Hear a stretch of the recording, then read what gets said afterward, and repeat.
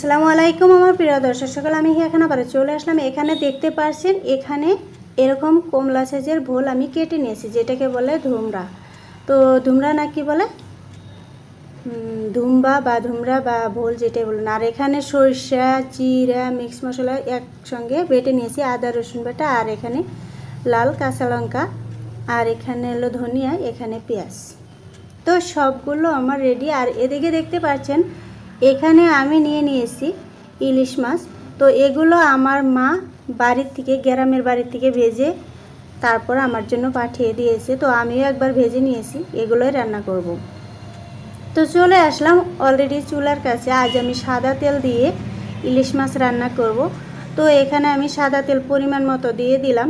তো খুব বেশি কিন্তু আমি তেল মশলা খাই না, সেটা সবাই জানেন, তাই যতটুকু প্রয়োজন ততটুকু দিয়ে দিলাম। আর কেটে রাখা পেঁয়াজগুলোও এখানে দিয়ে দিচ্ছি। তো এবার এক এক করে সবগুলো দিয়ে দেবো। তার আগে পেঁয়াজগুলো কিছুক্ষণ আমি ভেজে নিচ্ছি। তো একটু সময় এটাকে লাল করে ভেজে নিচ্ছি।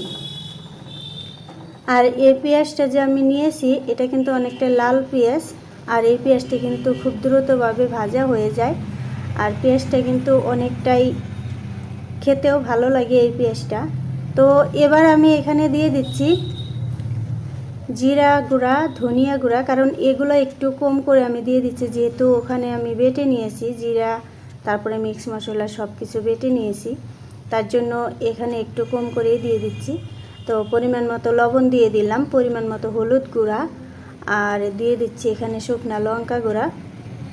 তো সব কিছুই আমি পরিমাণ মতোই দিয়ে দিচ্ছি। তো খুব বেশি কিন্তু ঝালও করা যাবে না, যাতে ঝালটা পরিমাণ মতো থাকে। তো খুব বেশি ঝাল হলেও কিন্তু সবজি খেতে একদমই ভালো লাগে না।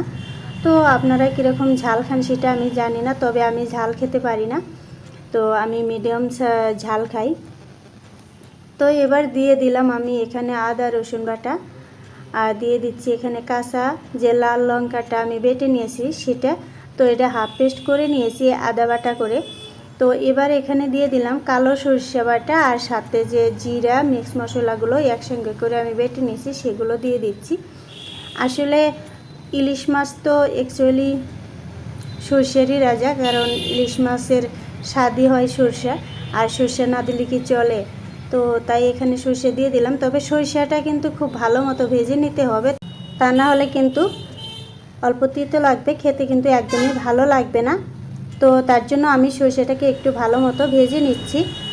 তো এবার আমি সরষেটা ভেজে তারপর এখানে কিন্তু জল দিয়ে দিব। তো খুব বেশি দেওয়া যাবে না, তো সামান্য জল দিয়ে এটাকে আমি আরও কিছুক্ষণ কষিয়ে নেব। তো খুব ভালো মতো কষিয়ে নেব।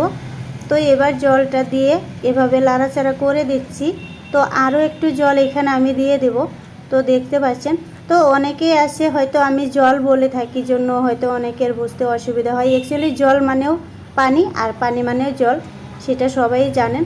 তো অনেকে বলে যে দিদি ভাই বা আপু তুমি জল কেন বলো। আসলে আমার অভ্যাস হয়ে গেছে, তো তার জন্য আমি পানিও বলতে পারি জলও বলতে পারি, তো অসুবিধা নেই। তো এখানে আমি ধনিয়া পাতাগুলো দিয়ে দিলাম। আপনারা চাইলে ধনিয়া পাতাটা পরেও দিতে পারেন, তবে আমি ধনিয়া পাতা কিন্তু এখানে একসঙ্গে দিয়ে দিচ্ছি, যাতে ফ্লেভারটা আরও খুব সুন্দর আসে। ধনিয়া পাতাগুলো একদম মশলার সাথে মিক্স হয়ে যায়, তার জন্য এবার ঢাকনা দিয়ে ঢেকে আমি কষিয়ে নেব। তো হয়ে গেল কষানো। কিছুক্ষণ পর ফিরে আসলাম, দেখতে পাচ্ছেন জলের পরিমাণটা কিন্তু অনেকটাই কমে গিয়েছে, আর মশলাটাও কিন্তু অনেকটাই ঘন হয়ে আসছে। তো এই পর্যায়ে আমি ঢেলে দিচ্ছি এখানে কেটে রাখা ভোলগুলো।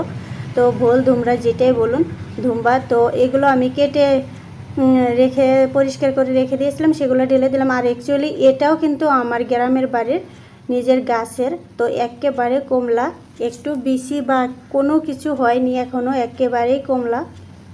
তো এরকম ভোল দিয়ে ইলিশ মাছ রান্না করে কে কে খেয়েছেন তো আমার কমেন্ট বক্সে জানিয়ে দিবেন। আর যদি খেয়ে না থাকেন তাহলে অবশ্যই বাড়িতে একবার ট্রাই করে খেয়ে দেখবেন যে কতটা টেস্টি হয় এই সবজিটা।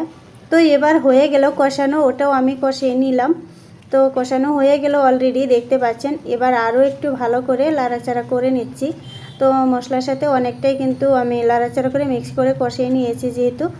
তো ভুল তো বেশি সময় লাগে না সিদ্ধ হতে, তারপরেও আরও একটু আমি ভালো মতো কষিয়ে নিলাম। তো এখানে আরও একটু লবণ আমি দিয়ে দিচ্ছি, যাতে লবণের পরিমাণটা কম না হয়। যতই মশলা দেই, যতই তেল দেই, যাই করি না কেন, কিন্তু ঠিকঠাক মতো যদি লবণ না হয় তাহলে কিন্তু সবজি খেতে একদমই ভালো লাগে না। তো তার জন্য আরও একটু লবণ দিয়ে দিচ্ছি। এবার আমি পরিমাণ মতো এখানে জল দিয়ে দিচ্ছি। তো জলের পরিমাণটা খুব বেশি দিব না, কারণ ভোল তো সিদ্ধ হতে তেমন একটা সময় লাগে না। আর তাছাড়া মাছগুলো তো দুবার আমি ভেজে নিয়েছি, একবার আমার মা ভেজে দিয়েছে, আরও একবার আমিও ভেজে নিয়েছি।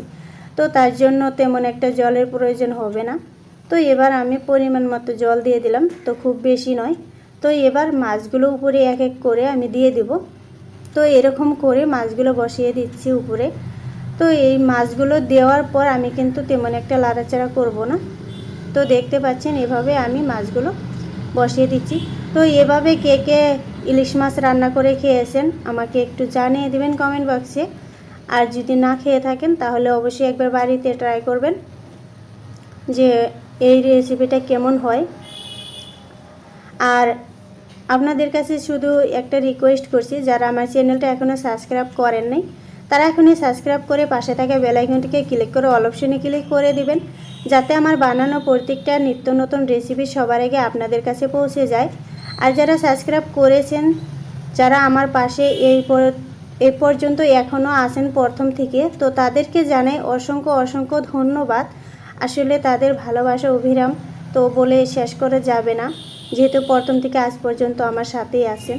তো হয়ে গেল, আমি ঢাকনা দিয়ে ঢেকে একদম হওয়া পর্যন্ত অপেক্ষা করেছিলাম। তো হয়ে গেল অলরেডি, চুলার আঁচটা বন্ধ করে দিলাম। তো এবার আমি পরিবেশন করে আপনাদেরকে দেখাবো। তো মাছগুলো দেখুন একটাও কিন্তু ভেঙে যায়নি। তো এভাবে আমি দেখাচ্ছি, দেখুন একটাও ভেঙে যায়নি। তো এবার আমি একটা প্লেটের মাঝে কিছুটা পরিবেশন করে আপনাদেরকে দেখাচ্ছি যে মাছগুলো যেমন দিয়েছিলাম তেমনই কিন্তু রয়ে গেছে, কারণ আমি তেমন একটা নাড়াচাড়া করিনি। আর সবাই জানেন যে ইলিশ মাছ কিন্তু অনেকটাই নরম, কারণ বেশি নাড়াচাড়া করলে হয়তো কাঁটা বের হয়ে যেতে পারে। তো এভাবে আমি এবার ঢেলে নিচ্ছি। তো দেখুন কত সুন্দর হয়েছে। আর আপনারা চাইলে কিন্তু সরিষার পরিমাণটা বাড়িয়ে কমিয়ে দিতে পারেন, কোনো সমস্যা নেই। তবে আমি কিন্তু বাড়িয়েও দিইনি বা একেবারে কমও দিইনি, যতটুকু লাগে ততটুকু দিয়েছি, যাতে ঝোলটা একেবারে ঘন না হয়ে যায়।